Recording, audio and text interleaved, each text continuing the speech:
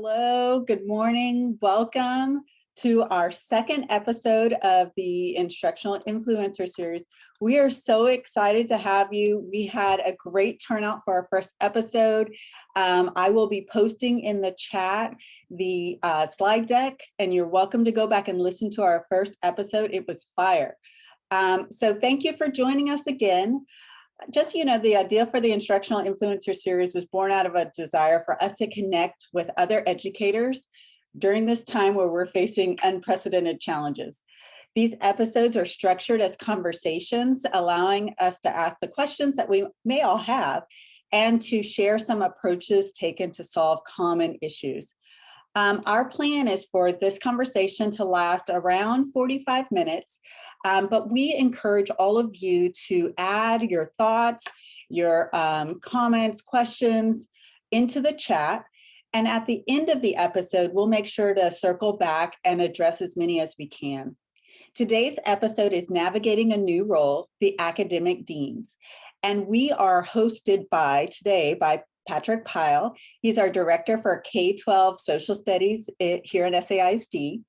He has 8 years of experience in teaching social studies, 4 years as an academic dean for social studies himself, and 5 years of campus administration experience, as well as 5 years at the district level.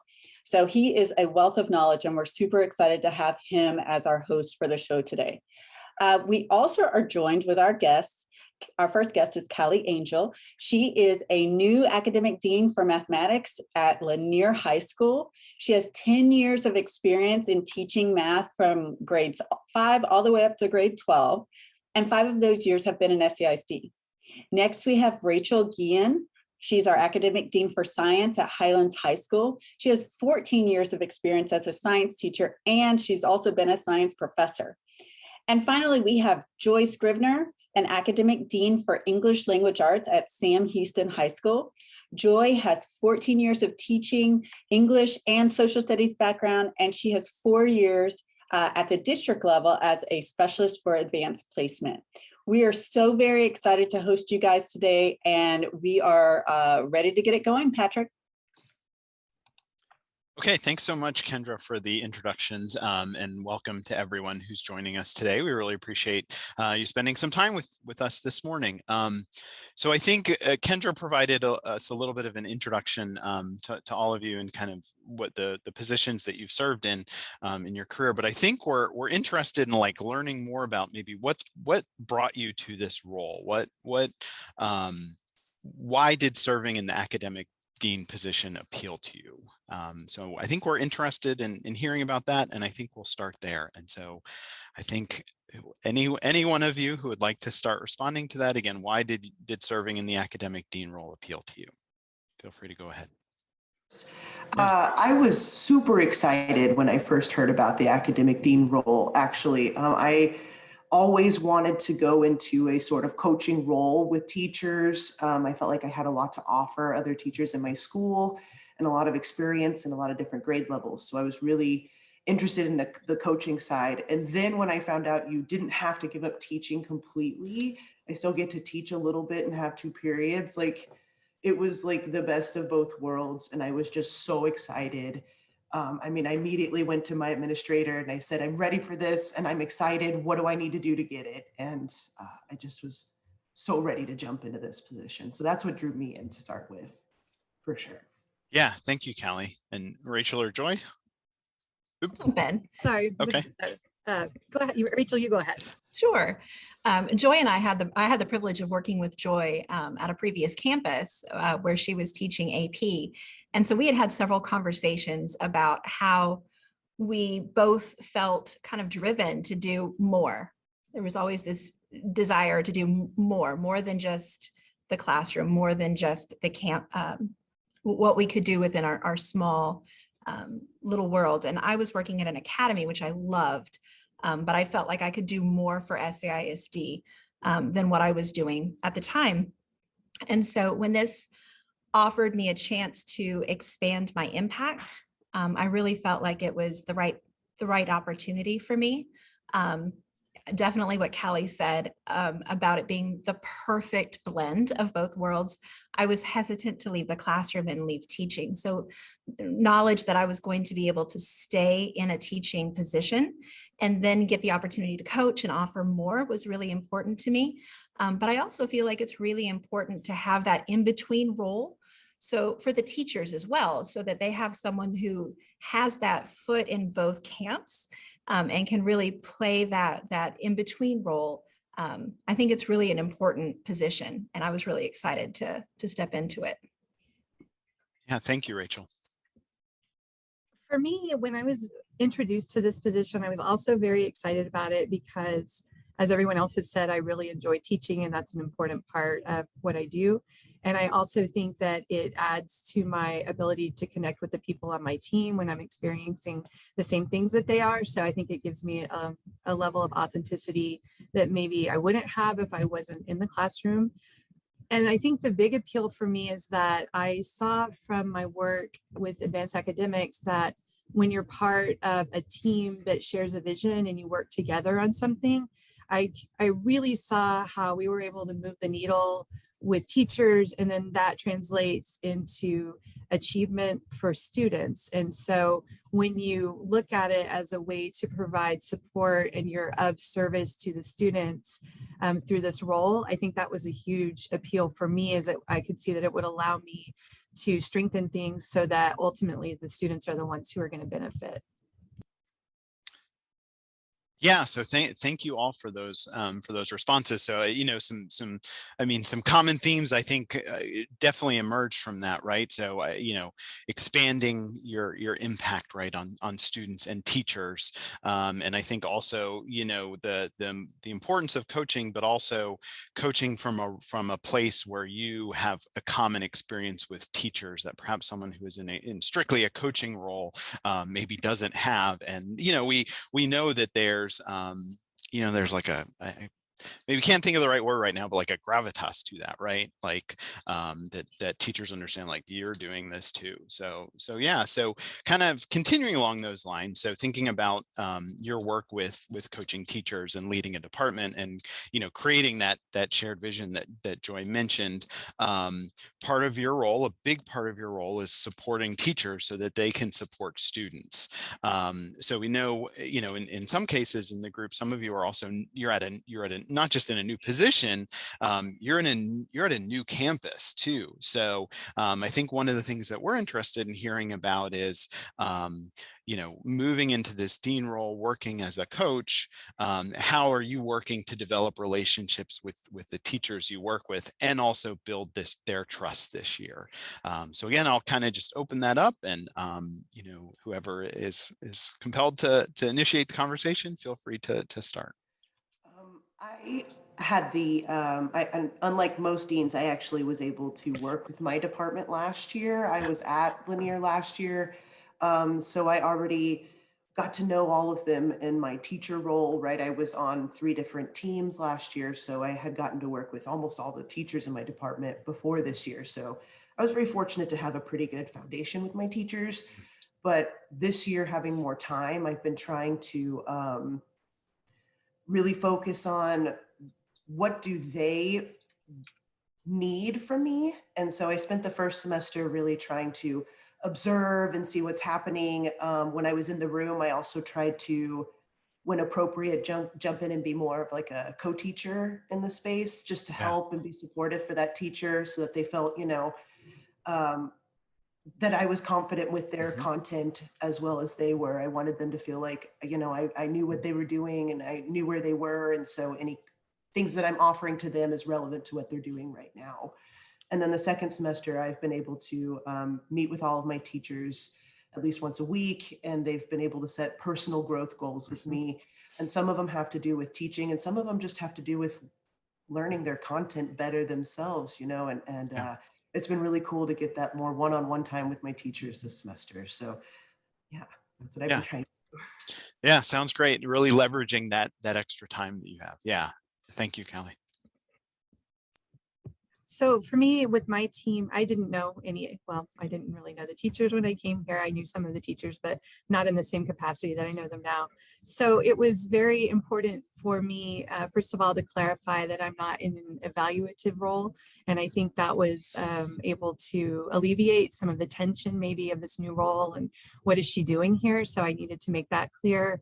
And as far as building trust with the teachers, I think it's really important to keep confidences. I think people need to be able to trust you with information and be able to know that you're not going to spread it around. That's really important. And then along with that, I think follow through is really critical, so that if I say I'm going to do something, I need to do it. If I can't do it, I need to let the person know why that couldn't happen. So I think that's a critical piece. And I think sometimes because administrators have so many things to do, it's very eye-opening to see how many hats they wear during the day. And I think that sometimes it's easier for me to be that person that can follow through on things and do things and kind of take some of that burden off of the administrators, and also be able to clearly communicate with the teachers. So I would say we've built a pretty good team here at Sam Houston. I'm really happy with our progress. I think that our team works together really well. It's very positive, but I think that it does take some footwork to make sure that the teachers know that they can trust you. Definitely. Thank you, Joy. I too was new to my team, coming from a completely different school and in a school environment. And my team was well established. So it was a strong team coming in. And they were very welcoming. They had a tradition of eating lunch together. So I invited myself right along, and I sit and I have lunch together with my science team. Every day I make that a priority. And I listen and I ask questions.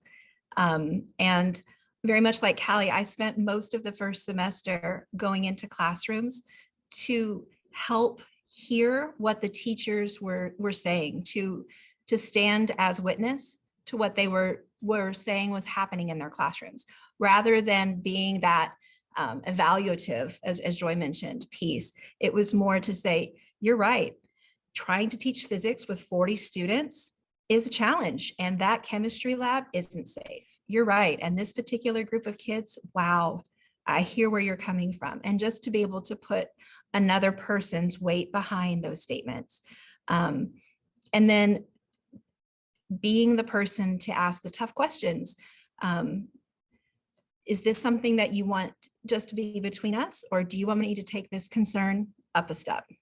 Because I don't mind picking that gauntlet up and taking it straight to admin for you on your behalf, because this problem needs to be addressed. And obviously what you've done hasn't been enough to get the problem solved. So how do you want me to handle this? Because it's gonna get handled. And then following through,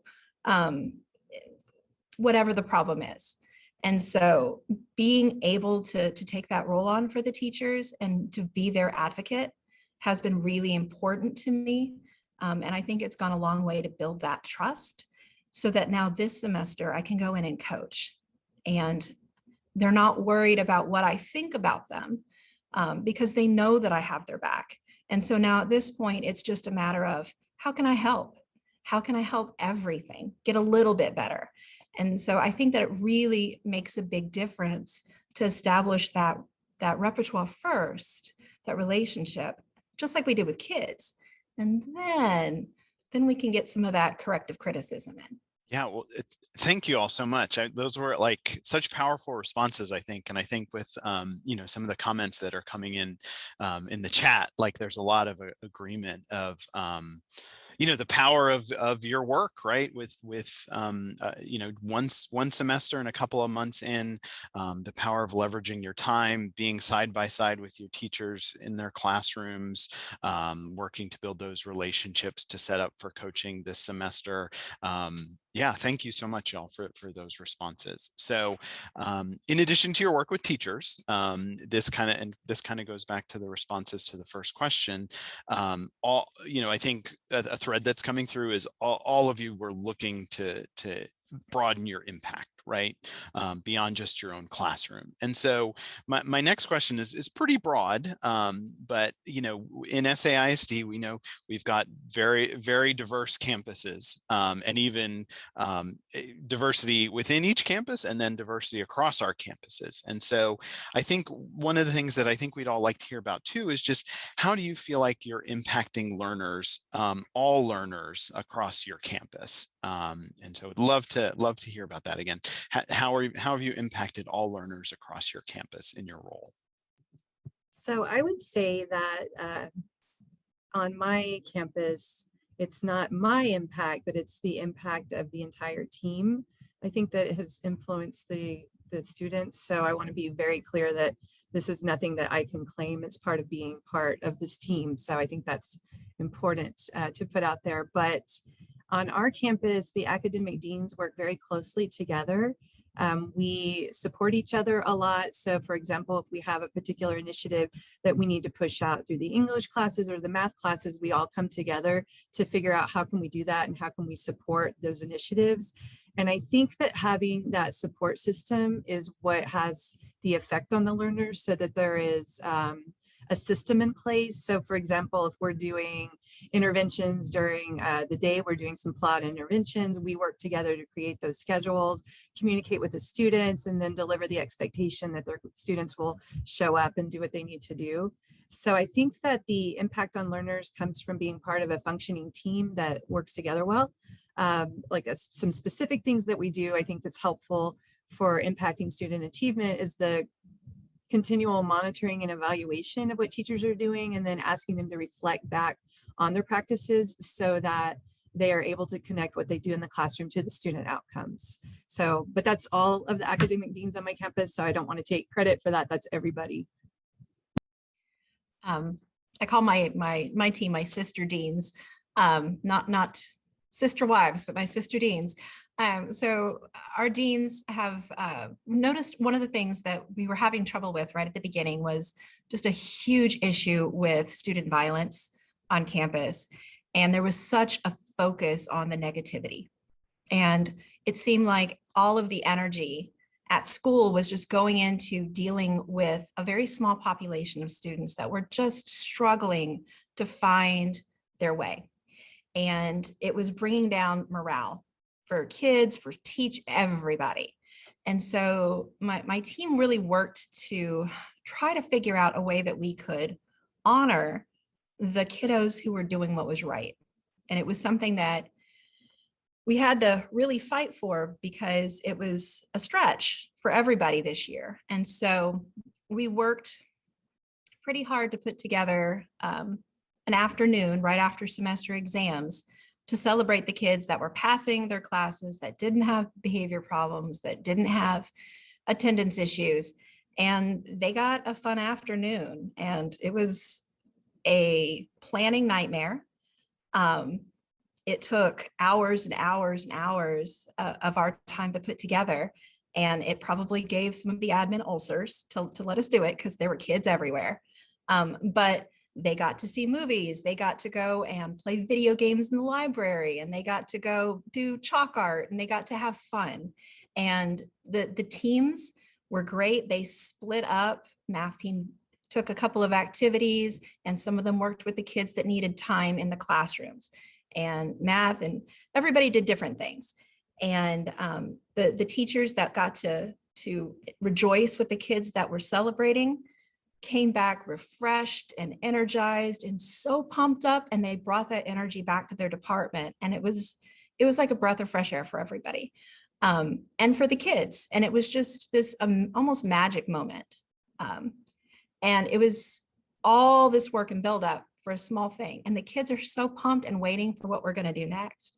And we kind of built that in to the other thing that my sister deans and I put together, which was OWL time, with this concept that our kids are struggling with just basic skills, how to write a letter, how to check their emails. Some of them don't even know what that is. And then all of the, sorry, my lights in the lab are motion sensitive. They're CCMR type of things, how to write a resume. And so we built into the schedule a little bit of time to do those things. And the teachers are starting to get really excited about, oh, this is another way we can connect with kids. And the kids are getting excited about making those real life connections with their teachers. And so it's fun to see that. And we're trying to build that into the reward systems too. And it's just been a really fun way to involve the kids and the teachers in something that's, yes, it's academic, but it's not quite academic. And it's just very rewarding to see that happen in a very positive way here at Highlands. Yeah, thank you so much, Rachel. I mean, just like such an interesting way, like making that role suit your campus needs, right? And as you said, like maybe not quite in the initial vision, right? But like still having a positive impact, eventual positive impact on students and academics, and like you said, college, career, military readiness, which you know, I know is a big part of your work. So again, I will be quiet and let Callie have a chance to again respond to that question. Thank you. I think similar to Joy and Rachel, I have a very strong support system with the other three deans. I don't think that I would have made it to like this far in the year if I didn't have the other three going through the same thing that I'm going through. You know, like it is a totally unique experience that I'm very grateful to have somebody to share it with. And so my deans and I, we try really hard to work well together and to incorporate things across all the classrooms. So that way the kids are getting this consistency and structure that they so desperately want right now. I think one of the biggest things they lost over the 2 years of, yes, absolutely. One of the things you lost over the years of COVID is that they lost a sense of structure and stability in their life that comes with being in school, right? Mm-hmm. And so we try to incorporate things that they're doing, whether they're in math, science, social studies, English, and the four of us actually tried really hard to devote at least one, if not 2 full days a week to our CTE and fine arts departments too, so that they're doing the same things as well. We feel like they are generally left out of what the core departments are doing, and you know, they're wonderful teachers with real world experience, and so we're trying to draw what they're doing in the classrooms into our classes, and of course what we're doing in the classrooms into their classes.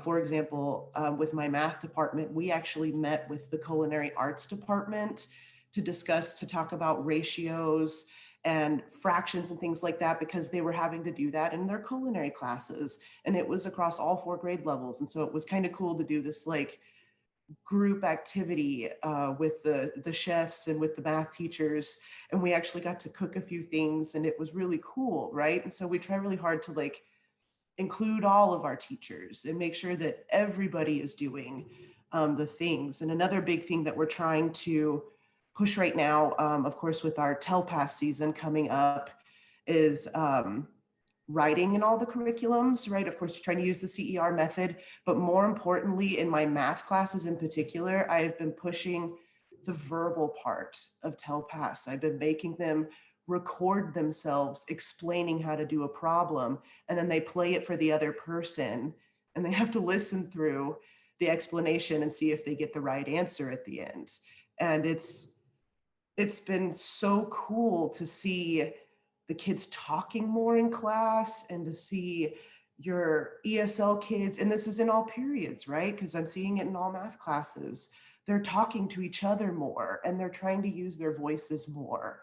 And just them being able to explain it has made a huge difference in their understanding. So we're just trying to make sure we're not leaving any groups out, and that everybody is getting the same supports in our campus, whether they're core or elective. Thank you, Callie. And you know, and I think there was a lot of from Joy's response too, a lot of commonalities in leveraging that your team, right, and establishing. Again, we know, as you mentioned, Callie, the need for structure, right, and the you know, that the dean team, you can contribute to establishing those classroom structures, perhaps in a way that was not possible previously before the role. And then, to hear you, and I know this also is in the chat too, to hear how your team at Lanier is bringing in the other departments, CTE and Fine Arts, because they are, as much a part of student success as the core is. So I think that's really great to hear. So thank you all for sharing. Again, I think really inspiring work on many levels. So I think that the next thing is maybe I'm going to move to a place that's maybe not quite as inspiring, but we know, part of our initiation of this role in SAISD is to impact campus goals. And I'm kind of talking, and I think we've gotten into this, but I'm really kind of referring to like campus goals in terms of college, career, military readiness, accountability pieces. So again, I think we've kind of already started this discussion, so wanted to dig into that piece a little bit and just think about how you're really contributing to the goals that have been established on your campus. And again, thinking in terms of like accountability, because yes, we're facing an unprecedented situation with the pandemic, but we're also still in a situation this year where that accountability does matter. So I think we're all interested again in hearing about how you and to extend it, your dean team, you feel like you're contributing to your campus's goals. And again, feel free, whoever would like to start. The biggest thing that I've been trying to push on our campus to help us reach our goals is implementing a lot of tracking methods for our teachers, for our kids, for our admin, for everybody, right? Everybody's got their own versions of trackers. That's where like my passions lie, is like tracking data and see what's happening, right? And so I've been able to help all departments create data trackers for their tests so that they can see what's happening with their kids after each test and a way to analyze their data afterwards. Another thing that we worked on was tracking for our Algebra 1 and English 2 teachers to constantly monitor our growth kids.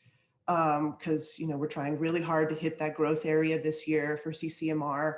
And so I feel fairly confident that in our English 2 and our math departments, at any point, if you said, where is X student at right now for their growth, they could tell you where they needed to be. And the teachers have appreciated knowing that, because they know what kids to invite to Twilight School, what kids to invite to Saturday School, what kids need to do pullouts, right? And these are things that have improved many different aspects in the classroom, not just, right, just the teacher's point of view, but it's brought in the kids into their data too. Even the students keep data trackers on where they are and what they should be reviewing as we get closer to unit tests and when we get closer to the end of the year. We're tracking to make sure our kids are on their right track for their college prep math courses, if they're trying to do that for our seniors. And so that's actually like in the hallway, super huge. When the kids finish a section, they get to put a sticker on the wall, and it's a scratch and sniff sticker, and it's so exciting, right?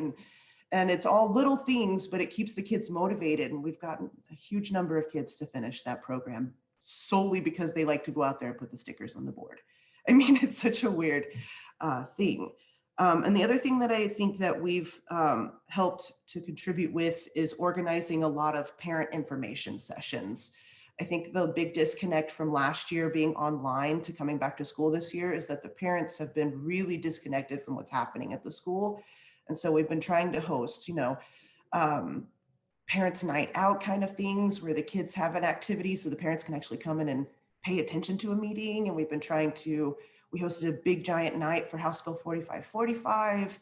And, just trying to keep the parents constantly involved in what we're doing. And each time we do it, we're noticing more people coming, and so it feels like it is improving, even if it's baby steps to get those parents in to work with us too. So those are the big things we're trying to work with towards our campus goals of improving the overall climate and culture of the school. Thank you, Callie. And either Rachel or Joy? So we spent some time just before school started really looking at Highlands data and thinking about some of the underlying issues. What was it underneath it all that really was causing the data to be what it was? And then we went around and started talking to people. What about the ASVAB were the kids struggling with? What about the TSI were the kids struggling with? What parts of this were difficult for them? What did the data actually say? And so we found that, as expected, the major underlying issue was literacy. And so my sister deans and I put together some PD and some common posters and things like that for the classrooms, and worked on trainings for the staff to do some across the board for everybody, not just core. We had writing already here at Highlands, but we also did some reading strategies and some CER strategies, and then made sure the CTE teachers, most of whom are straight out of the field and have very little teaching experience, which is the way it's supposed to be, but really help support them in bringing literacy into their programs. And we provided them their own coach to help them with lesson planning and some classroom skills to really help with that. Very much like Callie, I am a huge data nerd. So we brought data trackers, not just for the teachers, but also for students to track their own data. And we're going to be using that as we get closer to STAR to individualize the review process. And so, and really bring it home to the kids that we're not just doing blanket stuff. It's all cookie cutter. It's specific for you. And so because it's tailored just to you, it's not going to be, we're not doing it just to bore you, right? It's not busy work. We're also using that to bring interventions, very prescriptive interventions to our AL time. So because of all of the issues we had the first semester, we had to rework our schedule.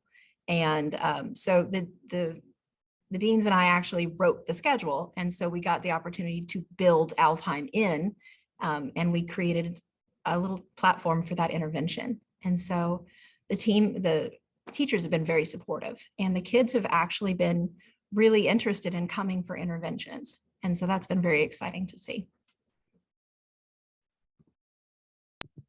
So a lot of what Callie and Rachel have already talked about are things that we're implementing at Sam Houston. That's about what happens when you're the last person to speak, right? Like, yeah, everything they said, we do that too. But data tracking is, of course, a huge part of what we have to do. I think that on our team, we've been very intentional about using student data trackers along with teacher data trackers to look at the types of interventions that we are offering to each individual student, and then looking at the effectiveness of it based on how they retest or how we're assessing it. So with the data trackers, I think that teachers can get a little bit overwhelmed by them. So it's really important to have a focus and a purpose. And the purpose is, are the strategies you're using, are they showing gains? And if they're not, don't continue to use strategies that don't work, and let's find something that does work. So I think that's a really important piece when we're talking about the data tracking. And then when we're talking about accountability, we have accountability for our state tests, we have accountability for CCMR, all those metrics are very important, but we also have accountability to specific student populations. And so I think it's really important, for example, that we are supporting our 504 kids, our special ed kids, our emerging bilingual population. I know we had our emerging bilingual department, I guess, from the district come in to Sam Houston and visit the classes, and the feedback was really great. And so based on that feedback, one of the things that we've done with our department is we are having structured conversations in small groups, pairs, so that the students can really have the time and the comfort to build their conversational skills, which we know is such a big part of TELPAS, and we're in TELPAS season. So when we do talk about accountability, we always talk about sort of the big picture items, but I think we need to make sure that those special populations of students aren't getting lost in accountability, and that we're holding ourselves accountable for those teachers as well. Yeah, thank you, Joy. And so I think we've we've got getting into the last few minutes of our conversation here. And so I think I want to, we've heard like with the last few questions, like the fantastic things about your impact on campus, your structures, common things that you're doing. And so I want to shift the conversation a little bit to give you kind of a chance to do some reflection around your year so far as a dean, and also kind of moving forward. So I'm wondering, what do you think your greatest area of professional growth has been this year as an academic dean? You know, because it's moving into a new role, all these great things you all are doing. So where do you see that that professional growth for you? For me, I think that it has been in learning to be part of a different professional community that I'm used to working with. So for me, there's a lot, I've grown a lot in learning how to distribute things to the appropriate people, how to monitor that those things are getting done. That's a really big, I think, part of my job that I didn't realize would be part of my job, maybe walking in the door, but it is. I think building teacher capacity is another thing that I have grown a lot, because as a specialist for the district, I could provide coaching and support for teachers, but it's different when you're anchored to the campus. So the level of support that you can give is greater. So I think that that has been another area where I have grown a lot. And then I think focusing on big picture is another area where I have developed a skill set that I was focused on big picture, I think, before at the district level, but it was a specialized group. And so I think that here I have all grade levels that I have to focus on and kind of look and see what are we doing for our community of learners as an entirety, and where do we need to go from here. So focusing on the big picture for everyone, I think, is another big area. All of that, I think, is part of that whole learning how to be part of this new professional community that I'm in. For me, the biggest area of growth has been my people skills. I have always known how to interact with teenagers, but I've never even been a department chair before. Like, I've never led an entire group. I've just taught a lot of different things, right? And so I had to learn how to balance personalities and how to, how to approach whenever you're working with professionals, right? Not with children. And so it's that was a big area of growth for me. It was like, how do I be the leader? You know, I mean, I didn't know how to do that, but fortunately I had the best department chair in the world. If you guys have never met Joanne Pettis over at Linear High School, she's the bomb. And she has been my support this whole time of like, working on how I can be, and knowing the personalities of the teachers. I mean, she's been there for forever, and she's been the department chair for a long time. And she was really able to help me, like, okay, I really need to give criticism, you know, how can I give this where it's going to be the most impactful? And she can definitely give me that insight of, you know, this person responds well to this, and you know, let's try it this way. And it's been really helpful for me to have someone helping me with that part. So my people skills has been my number one growth this year, for sure, hands down. I think I'm going to be on side with Joy for this one. It's the big picture. As someone who's always been in teaching science, but primarily biology, I've always been focused on the bio state exam, on AP exams. And yes, I support the other tests, but going from that to looking at all of the exams, to looking at CCMR data, and then to helping shoulder some of admin responsibilities. That's just been a very big shift for me. And so I think that's probably been the greatest growth for me as a professional this year. Yeah, thank you, all of you, for that. Again, I think just, you know, speaks to the power of this role and the impact that you all are having, you know, and the learning in this new position and the challenges, you know, that you're dealing with. So really appreciate that that reflection. I think that was very insightful. And I think we have time for one last question. So I'm gonna ask one more. So looking to the future, right? And so I think, like, you know, one thing I think we've all learned right over the last couple of years is like we can't be quite sure what the future is going to hold at this point in time. But I guess I'm wondering, you know, moving forward, what's maybe a long-term goal that you have for your work as an academic dean? Something you're, you know, maybe with the challenges of this year you haven't had time to do, or, you know, again, thinking about your own growth and development, something that you're looking for continuing to work on, or even, again, something, you know, you all have talked about your teams so much, right? Your dean teams, and even something that, you know, you're working on with your team on. So I'm interested in a goal moving forward. And so, again, feel free, anyone, to jump in and respond. We are currently rewriting our mission and vision statements here at Highlands, including the teachers and the students, the parents, just pretty much all of our stakeholders. And so that's going to be just a huge change for us here. And so our long-term goal as deans is to have that mission and vision really reflect our culture, and to use that to define how we're going to move forward. Use that to define our PD, use that to define what we want Highlands to look like. And hopefully that'll matter to our students too. At Sam Houston, we have some I guess, collective vision, I guess, also for our students and what we want to see happen. But specific to this role and the future, where I think that we should be focused, I think that it's really important as part of our literacy initiative and ensuring that we're supporting literacy for all classes, that we're including data analysis and data literacy. I think that's a piece that's sometimes overlooked in high school. It's really important for students to be able to evaluate, interpret, analyze graphs and data and things like that. And so that's a kind of a smaller view, but that's something that we're focused on in the future. And then along with that, the transferability of skills, so that students are empowered to know that if I can do this in my English class, I can take the same skill and use it in my US history class. I can write, so that they understand that the skills that they're developing aren't specific to a particular class, but they can transfer across all classes. And I think that that will empower them to have more agency in their learning. And so I think that's something that we're looking at as we go forward.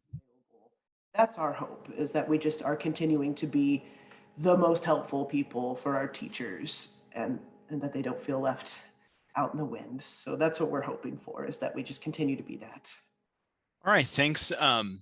Thank you to all of you so much. I think this was fantastic today.